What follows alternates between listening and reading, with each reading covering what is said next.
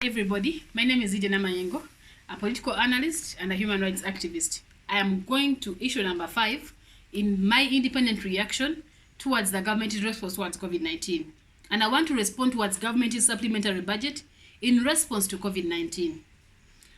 Fellow Ugandans and friends, family all over the world, it should be noted that the government of Uganda, through Parliament of Uganda on Tuesday 7th April 2020, passed a supplementary budget or supplementary expenditure schedule number 2 under addendum 1 and 2 financial year 2019-2020 of 932 billion shillings, of which 411.4 billion was allocated as recurrent expenditure, 501.5 billion was allocated as development expenditure, 19.9 billion was given as statutory expenditure. Of this, 304 billion was classified expenditure, allocated as follows. The Ministry of Health was allocated 104.2 billion. Ministry of Security was given 77 billion to be able to enforce curfew, social distancing, and manage borders. Ministry of ICT was given 14 billion, but however got 6 billion, as the rest of the money was channeled directly to its ministries, agencies, and departments to handle their communication needs. KCCA was allocated 30 billion shillings due to the assumption that it might get the highest number of cases. Ministry of Local Government, Headquarters, RDCs, and District Task Forces got 36.2 billion shillings. Ministry of Disaster Preparedness and Refugee got 59.4 billion shillings to purchase beans, maize flour for the urban poor, as well as MPs who got 10 billion shillings to facilitate the MPs in the committees and parliamentary task force to fight COVID-19, provide an oversight role to its management of countrywide, as presented by the Parliamentary Budget Committee, chaired by Mr. Amos Rugolobi, who is the MP of Njeru, North County.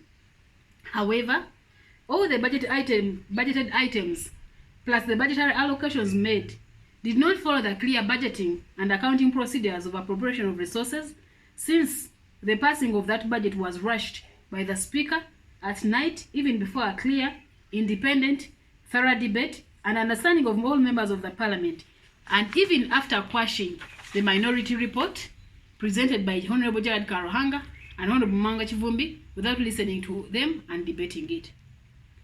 It's very absurd that the head of state who instructed the Ministry of Finance to allocate 10 billion shillings to the MPs in order to support and pass his dubious supplementary budget has now come out to deny them due to public pressure and pretend not to have known and advise MPs to take the 10 billion shillings to the district task force. We therefore demand for clear and transparent accountability on the expenditure of all these resources allocated to all the various departments, since most of these resources were so outrageous, but not only on the MPs' money alone.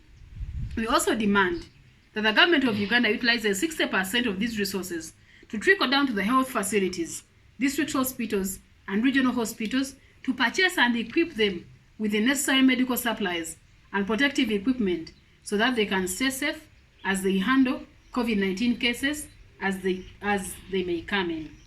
We also demand for an independent audit into the entire supplementary budget to be established on the procurement process of both food and non-food items by the Office of the Prime Minister and the Minister of Disaster Preparedness about both prices, the time of supply, and the quality of food supply to the citizens, to rule out any graft or corruption scandals that may go unnoticed, either in the word of the contracts to the suppliers or in the distribution process. I thank you.